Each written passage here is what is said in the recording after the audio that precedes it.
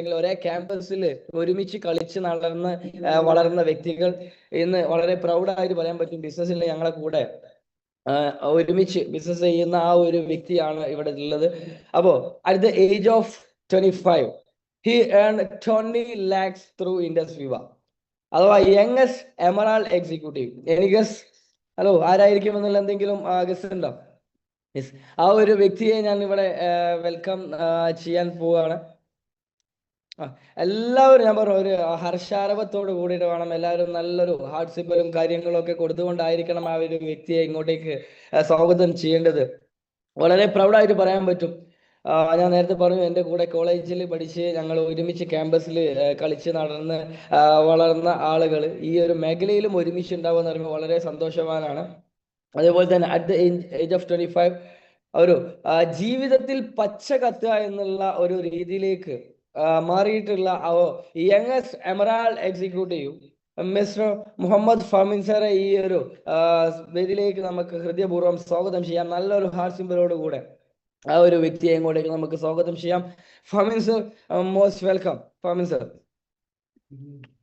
Yes, thank you, Sheher sir. Thank you so much for giving me a warm welcome. Thank you so much. Yes, Fahmin sir, most welcome to our meet. Okay, അപ്പോ first of all ഞാൻ നിങ്ങളോട് ചോദിക്കാൻ ഉദ്ദേശിക്കുന്ന കാര്യം എന്തെന്ന് വെച്ച് കഴിഞ്ഞാൽ ഈ ഒരു ബിസിനസ് നമുക്കിവിടെ സ്റ്റാർട്ട് ചെയ്യാൻ വേണ്ടിയിട്ട് നിങ്ങളെ പിന്നിൽ ഉണ്ടായിരുന്ന ഒരു കാരണം, എങ്ങനെയാണ് ഈ ഒരു ബിസിനസ്സിലേക്ക് വന്നത്, എന്ത് കാരണത്താലാണ് ഏതൊരു വ്യക്തിയും പുതിയൊരു അവസരം ഏറ്റെടുക്കുന്ന സമയത്ത് അതിനൊരു തക്കതായിട്ടുള്ള ഒരു റീസൺ ഉണ്ടാകും. നിങ്ങൾ ഈ ഒരു ബിസിനസ് ഏറ്റെടുത്ത് ഇങ്ങനെ ചെയ്യാൻ അല്ലെങ്കിൽ ഇത്രയും മാസീവ് സക്സസ് ഉണ്ടാക്കാനുള്ള ഒരു കാരണം അതെന്തായിരുന്നു? Yes, first of all, thank you, Sheher sir. Thank you so much. So first of all എല്ലാവർക്കും വേണ്ടിയിട്ട് എന്നെ ഒന്ന് ജസ്റ്റ് ഒന്ന് പരിചയപ്പെടുത്താം. എൻ്റെ പേര് മുഹമ്മദ് ഫഹ്മിൻ, സ്വദേശം മലപ്പുറം കൊണ്ടോട്ടിയാണ്. സോ ഈ ഒരു അവസരം ഏതൊരു സ്റ്റേജിൽ കയറി ഏതൊരു വേദിയിൽ കയറി നിൽക്കുമ്പോൾ പിന്നെ ആദ്യം പറഞ്ഞു തുടങ്ങിയത് ഓഫ്കോഴ്സ് എൻ്റെ ഒരു സ്പോൺസറുടെ പേരാണ്. സോ അപ്പോൾ ആ ഒരു വ്യക്തിയുടെ പേര് പറഞ്ഞുകൊണ്ട് തന്നെ ഈ ഒരു മീറ്റിംഗ് ഞാൻ സ്റ്റാർട്ട് ചെയ്യാം. സോ ഈ ഒരു അവസരം എനിക്ക് പരിചയപ്പെടുത്തി എന്നിട്ടുള്ളത് ഓഫ്കോഴ്സ് എൻ്റെ കോളേജ് മേറ്റും എൻ്റെ കൂടെ പഠിച്ചിട്ടുള്ള ഫർസിൻ സാർ ആണ്. So thank you so much Farzin sir. So share sir ചോദിച്ച ചോദ്യത്തിനുള്ള ഉത്തരം, ഈ ഒരു ബിസിനസ് പ്ലാൻ എനിക്ക് പറഞ്ഞു തന്നത് നമ്മുടെ നിലവിലുള്ള സഫർ എക്സിക്യൂട്ടീവ് ആയിട്ടുള്ള സുഫാൻ സാർ ആയിരുന്നു ഈ ഒരു ബിസിനസ്സിന്റെ പ്ലാൻ എനിക്ക് പറഞ്ഞിട്ടുള്ളത്. സോ ഈ ഒരു പ്ലാൻ പറഞ്ഞു തന്ന സമയത്ത് എനിക്ക് കൂടുതൽ എന്നെ ഈ ഒരു ബിസിനസ് ചെയ്യാൻ ഏറ്റവും കൂടുതൽ എന്നെ ആകർഷിച്ച ഒരു കാര്യം എന്ന് പറഞ്ഞിട്ടുള്ളത്, സുഫാൻ സാർ അതിൽ പിന്നെ പാസീവ് ഇൻകത്തിനെ കുറിച്ചിട്ട് കുറച്ച് ഡീപ്പായിട്ട് എന്നോട് സംസാരിച്ചിട്ടുണ്ടായിരുന്നു. പാസീവ് ഇൻകത്തിനെ കുറിച്ചിട്ട്, അതായത് എന്നെ സംബന്ധിച്ചിടത്തോളം ഞാൻ എൻ്റെ വീട്ടിലെ ഒരു മകനാണ്, പിന്നീടുള്ളൊരു സിസ്റ്ററാണ്. അതുകൊണ്ട് തന്നെ ഭാവിയിൽ ഒരു ഫാമിലിയുടെ ഓൾ റെസ്പോൺസിബിലിറ്റി എൻ്റെ കയ്യിൽ വരും എന്നുള്ളത് കൊണ്ട് തന്നെ ഒരിക്കലും ഏതെങ്കിലും ജോലിക്ക് പോയിട്ട് 30,000 രൂപക്കോ 40,000 രൂപക്കോ 50,000 രൂപക്കോ ഏതെങ്കിലും ഒരു ജോലിക്ക് പോയി കഴിഞ്ഞിട്ടുണ്ടെങ്കിൽ ഒരിക്കലും നല്ല രീതിയിൽ എനിക്ക് എൻ്റെ ഫാമിലിയെ മെയിൻറ്റെയിൻ ചെയ്യാൻ പറ്റില്ല എന്നുള്ളൊരു വ്യക്തമായുള്ളൊരു ബോധ്യം എനിക്ക് എൻ്റെ തുടക്ക സമയത്ത് തന്നെ ഉണ്ടായിരുന്നു. സോ കാരണം പിന്നെ എന്നെ സംബന്ധിച്ചിടത്തോളം ഞാൻ പറഞ്ഞു, എൻ്റെ ഒരു ഫാമിലിയുടെ റെസ്പോൺസിബിലിറ്റി വരാനുള്ള ഒരാളാണ് ഞാൻ. ഇൻ കേസ് എനിക്ക് ബ്രദേഴ്സ് അങ്ങനെയുള്ള ആരെങ്കിലുമൊക്കെ ഉണ്ട് കണ്ടി നമുക്ക് എന്ത് ചെയ്യാൻ പറ്റും, എന്തെങ്കിലും ഒരു കാര്യങ്ങളൊക്കെ വരുന്ന സമയത്ത് ഇവരെല്ലാവരും ഡിസ്കസ് ചെയ്തിട്ട് ഇവരെല്ലാവരും ഒരുമിച്ച് കൂടി നമുക്ക് എന്ത് പ്രതിസന്ധി ഘട്ടങ്ങളായാലും നമുക്ക് എന്ത് തരണം ചെയ്യാൻ പറ്റും. പക്ഷെ എന്നെ സംബന്ധിച്ചിടത്തോളം അങ്ങനത്തെ ഒരു സാഹചര്യം എൻ്റെ ലൈഫിൽ ഇല്ലാത്തത് കൊണ്ട് തന്നെ, ഒറ്റയ്ക്കായതുകൊണ്ട് തന്നെ ഹ്യൂജ് എമൗണ്ട് എൻ്റെ കയ്യിൽ വേണം, നല്ലൊരു ക്യാഷ് ഉണ്ടെങ്കിൽ എൻ്റെ എല്ലാ കാര്യങ്ങളും എൻ്റെ ഫാമിലിയുടെ എല്ലാ കാര്യങ്ങളും നല്ല രീതിയിൽ നോക്കി കൊണ്ടുപോകാൻ പറ്റുള്ളൂ എന്നുള്ള വ്യക്തമായുള്ള ബോധ്യം ചെറുപ്പ സമയത്ത് തന്നെ ഉണ്ടായത് കൊണ്ട് തന്നെ സുഫാൻ സർ ഈ ഒരു ബിസിനസ് പ്ലാൻ പറഞ്ഞു തന്ന സമയത്ത് പിന്നെ ഈ ഒരു പാസീവ് ഇൻകത്തിനെ കുറിച്ച് വ്യക്തമായിട്ട് എനിക്ക് മനസ്സിലായി. സോ ഒരു പാസീവ് ഇൻകത്തിനെ കുറിച്ചിട്ട് സുഫാൻ സർ ഒന്ന് പറഞ്ഞു തന്ന സമയത്താണ് ഇത് എന്നെ ചെയ്യാൻ കൂടുതലായിട്ട് എന്ത് ചെയ്തിട്ടുള്ളത്, ഒന്ന് കൂടുതലായിട്ട് എന്നെ ആകർഷിച്ച ഒരു കാര്യം. പിന്നെ മാത്രമല്ല പിന്നെ ഞാൻ ഈ ഒരു ബിസിനസ് തുടങ്ങിയത് ഫുൾ ടൈം ആയിട്ടാണെന്നുണ്ടെങ്കിൽ, പക്ഷെ എൻ്റെ മനസ്സിൻ്റെ ഉള്ളിൽ ഒരിക്കലും ഒരു കരിയർ ആയിട്ട് ചൂസ് ചെയ്യണം എന്നുള്ള ഒരു വ്യക്തിയല്ലായിരുന്നു ഞാൻ. കാരണം ഞാൻ ഹയർ സ്റ്റഡീസ് ഓൾറെഡി പ്ലാൻ ചെയ്ത് അതിന് പോവാൻ നിൽക്കുന്ന സമയത്താണ് ഫർസൻ സാർ ഈ ഒരു പ്ലാൻ എനിക്ക് തരുന്നത്. സോ അപ്പം ഈ ഒരു പ്ലാൻ കിട്ടിയ സമയത്ത് ആദ്യം ചിന്തിച്ച ഒരു കാര്യം എന്ന് പറഞ്ഞിട്ടുള്ളത്, ഇപ്പം ഇത് നമുക്ക് എന്ത് ചെയ്യാൻ പറ്റും, ഒരു വീട്ടിലിരുന്നിട്ട് മൊബൈൽ ഫോണിൽ ചെയ്യാൻ പറ്റുന്ന ബിസിനസ് ആയതുകൊണ്ട് തന്നെ അന്ന് പ്ലാനിലുണ്ട് ഒരു പ്രോഡക്റ്റ് സെയിൽ ചെയ്ത് 500 രൂപ നമുക്ക് പ്രോഫിറ്റ് കിട്ടുമെന്നുള്ളത്. സോ എന്നെ സംബന്ധിച്ചിടത്തോളം ഒരു വീക്കിൽ ഒരു പ്രോഡക്റ്റ് ഞാൻ സെയിൽ ചെയ്യുകയാണെങ്കിൽ 500 രൂപ എനിക്ക് പ്രോഫിറ്റ് ആയി. ഒരു വീക്കിൽ ഒരു പ്രോഡക്റ്റ് ഞാൻ സെയിൽ ചെയ്യുകയാണെങ്കിൽ 500 രൂപ എനിക്ക് പ്രോഫിറ്റ് ആയി. ഈ 500 രൂപ വെച്ചിട്ട് എനിക്ക് എൻ്റെ സ്റ്റഡീസിന് പോകാനുള്ള ഒരു 500 രൂപ ഒരു വീക്കിനുള്ള ചെലവ് ഈ ഒരു ബിസിനസ്സിലൂടെ കണ്ടെത്താം എന്നുള്ള ഒരു കോൺസെപ്റ്റിലാണ് തുടക്കത്തിൽ ഞാൻ എന്ത് ചെയ്യുന്നത്, ഒന്ന് ഇത് സ്റ്റാർട്ട് ചെയ്യുന്നത്. പക്ഷെ പിന്നീട് ഞാൻ എൻ്റെ എല്ലാ ദിവസവും ഞാൻ സ്പെൻഡ് ചെയ്യണത് അഫ്കോഴ്സ് സുഫാൻ സാറിൻ്റെ കൂടെ ആയിരുന്നു. രാവിലെ ഫർസിൻ സാർ എന്നെ വരും പിക്ക് ചെയ്യാൻ. സോ അങ്ങനെ ഞങ്ങൾ രണ്ടാളും നേരെ സുഫാൻ സാറിൻ്റെ അടുത്ത് പോകും. സോ പിന്നീട് രാവിലെ മുതൽ രാത്രി വരെ എല്ലാ ദിവസങ്ങളും സുഫാൻ സാറിൻ്റെ കൂടെ എന്ത് ചെയ്യണം നമ്മൾ സ്പെൻഡ് ചെയ്തിട്ടുണ്ടായിരുന്നത്.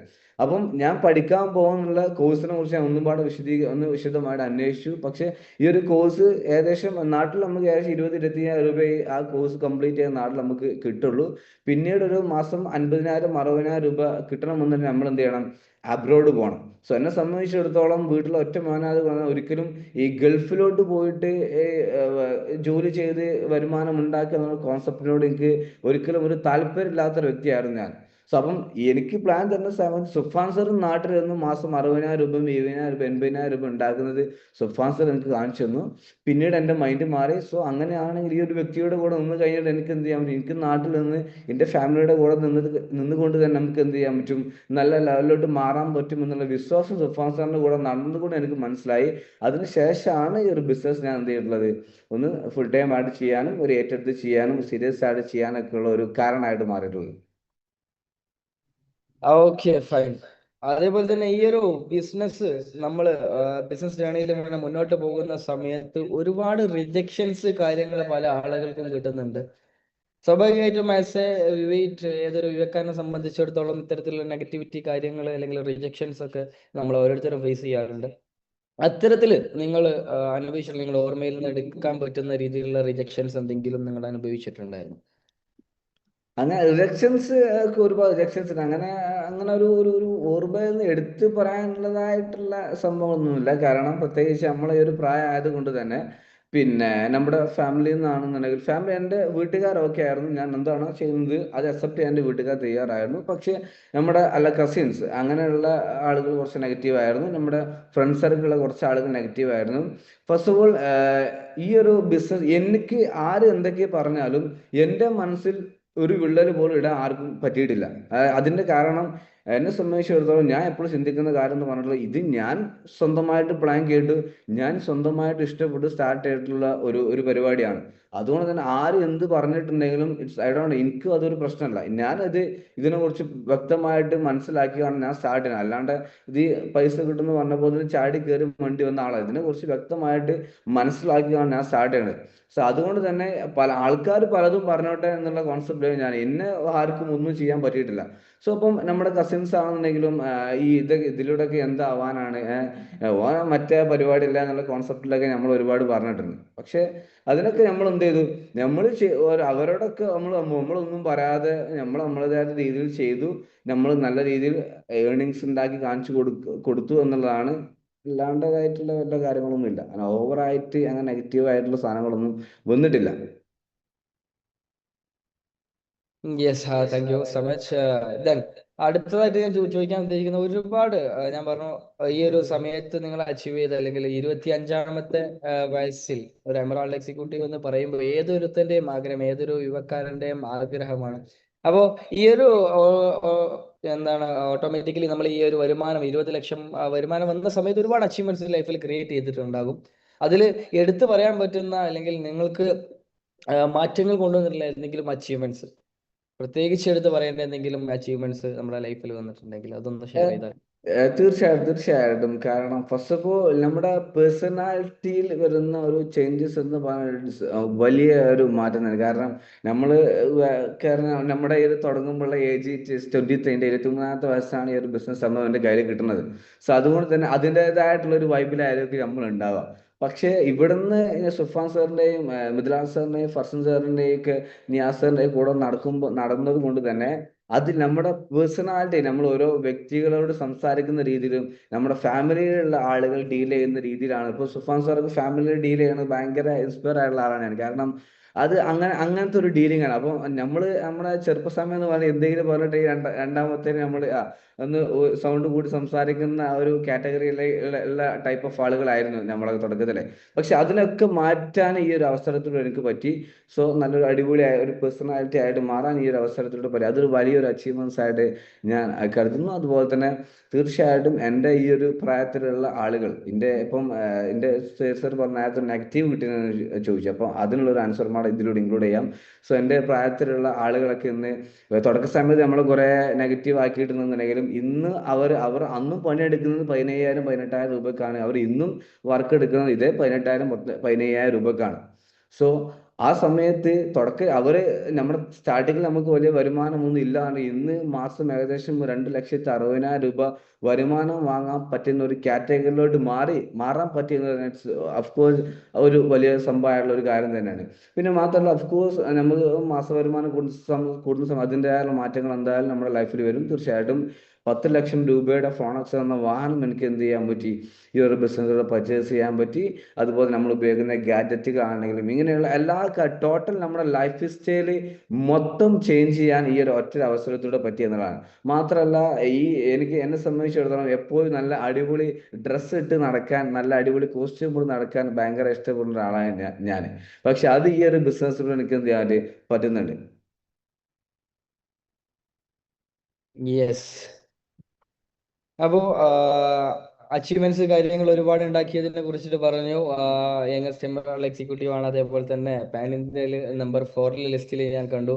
അതേപോലെ തന്നെ പാൻ ഇന്ത്യൻ നമ്പർ 4 എന്ന് പറയുമ്പോൾ കേരളത്തിലെ നമ്പർ 1 എമറാൾഡ് എക്സിക്യൂട്ടീവ് അല്ലെങ്കിൽ പേൾ എക്സിക്യൂട്ടീവ് ആ ഒരു പൊസിഷനിലാണ്. അപ്പോൾ ഒരുപാട് അച്ചീവ്മെന്റ്സ് ഉണ്ടാക്കിയിട്ടുണ്ട് എന്നുള്ളത് മനസ്സിലാക്കാൻ പറ്റി.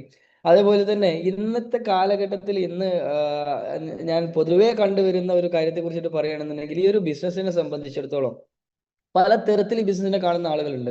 സം ടൈമേഴ്സും അല്ലെങ്കിൽ പാർട്ട് ടൈമേഴ്സ്, അല്ലെങ്കിൽ എല്ലാ ഒഴിവ് കഴിവുകളും മാറ്റി വെച്ചിട്ട് ചെയ്യാൻ നിൽക്കുന്ന ആളുകൾ, അത്തരത്തിലുള്ള ഒരുപാട് ആളുകളുണ്ട്. ഇപ്പോൾ നമ്മുടെ നാട്ടിൽ പറയും ഈ കോഴി അയലുമ്മ കയറിയ പോലെ ഇരിക്കുന്ന ആളുകളൊക്കെ ഉണ്ട്. അങ്ങോട്ടേക്ക് ചാടണോ അതോ അങ്ങോട്ടേക്ക് ചാടണോ? അപ്പോൾ എന്നെ സംബന്ധിച്ച് ഞാൻ വിശ്വസിക്കുന്ന കാര്യം, ലൈഫിലെ ഏറ്റവും വാല്യബിൾ ആയിട്ടുള്ള ഒരു സമയങ്ങളിലൂടെയാണ് നമ്മൾ ഓരോരുത്തരും കടന്നു പോകുന്നത്. ഒരു 24 അല്ലെങ്കിൽ ആ ഒരു ടീനേജ് എന്ന് പറയുമ്പോൾ, അപ്പൊ ആ ഒരു ഏജിലുള്ള ആളുകൾക്കും അല്ലെങ്കിൽ പല തരത്തിലുള്ള ആളുകൾക്ക് ഈ ഒരു അവസരത്തിലൂടെ വലിയ മാറ്റങ്ങൾ ഉണ്ടാക്കാൻ പറ്റുമെന്നുള്ള ഉള്ളിൽ പല സംശയങ്ങൾ ഉള്ള ആളുകൾ നമുക്കിടയിലുണ്ട്. അവർക്ക് എല്ലാവർക്കും കൊടുക്കാൻ പറ്റിയിട്ടുള്ള ഒരു മെസ്സേജ് എന്താണ് സാറിന്റെ കയ്യിലുള്ളത്? ഈ ഒരു ബിസിനസിനെ കുറിച്ചിട്ട് അവർക്ക് കൊടുക്കാൻ പറ്റിയിട്ടുള്ള നല്ലൊരു മെസ്സേജ്. അതായത് ശേഷം ചോദിച്ചത് ഇതിലുള്ള പുതിയതായിട്ട് വന്നിട്ടുള്ള ആളുകൾ കൊടുക്കാൻ പറ്റിയിട്ടുള്ള മെസ്സേജ് എന്താണെന്നാണ്. യെസ്. പുതുതായിട്ട് ഉള്ള ആളുകൾക്കും നിലവിലുള്ള ആളുകളും പല സംശയാസ്പദമായിട്ടുള്ള രീതിയിലാണ് ഈ ബിസിനസ്സിനെ ചെയ്തുകൊണ്ടിരിക്കുന്നത്. പല ആളുകളും ഞാൻ കണ്ടുപിട്ടിട്ടുള്ള കാര്യമാണ്. ഈ ഒരു ഇത് നമുക്ക് സംബന്ധിച്ചിടത്തോളം ഒരു ലൈഫ് ടൈം ഓപ്പർച്യൂണിറ്റി ആയിട്ട് ചൂസ് ചെയ്യാൻ പറ്റുമോ എന്നുള്ള രീതിയിലൊക്കെയുള്ള സംശയങ്ങളുള്ള ആളുകളുണ്ട്. അവരുടെ എല്ലാവർക്കും ഉള്ള ഒരു കാര്യം. യെസ്. ഫസ്റ്റ് ഓഫ് ഓൾ ഞാൻ വിശ്വസിക്കുന്ന ഒരു കാര്യം ഒന്നും പറഞ്ഞിട്ടുള്ളത്, ഡബിൾ മൈൻഡ് ഉള്ള വ്യക്തികൾക്ക് ഈ പരിപാടി നടപടി ആവില്ലെന്ന് ഞാൻ വിശ്വസിക്കുന്നത്. ഞാൻ എൻ്റെ ടീമിനോട് പറഞ്ഞ കാര്യമാണ്. ആദ്യം നമ്മൾ ഉറച്ച് വിശ്വസിക്കണം, ഇതിലൂടെ തന്നെ ഞാൻ വിജയിക്കുള്ളൂ എന്നുള്ള ഒരു ഉറച്ചുള്ള വിശ്വാസം നമുക്ക് ഉണ്ട് എന്ന് നമ്മൾ എന്ത് ചെയ്യാൻ പറ്റും, ഈ ഒരു ബിസിനസ്സിൽ തീർച്ചയായിട്ടും നമുക്ക് വിജയിക്കാൻ പറ്റും. അപ്പം എന്നെ സംബന്ധിച്ചിടത്തോളം പിന്നെ എൻ്റെ ഒരു ഇമ്പോർട്ടൻ്റ് ഒറ്റ മൈൻഡ്, അങ്ങനെയും പറയാൻ പറ്റും. ഒറ്റ മൈൻഡ്, ഇതിലൂടെ തന്നെ ഞാൻ വിജയിക്കും. നമ്മൾ ഇങ്ങനെ ചിന്തിച്ച ഒരാളാണ്.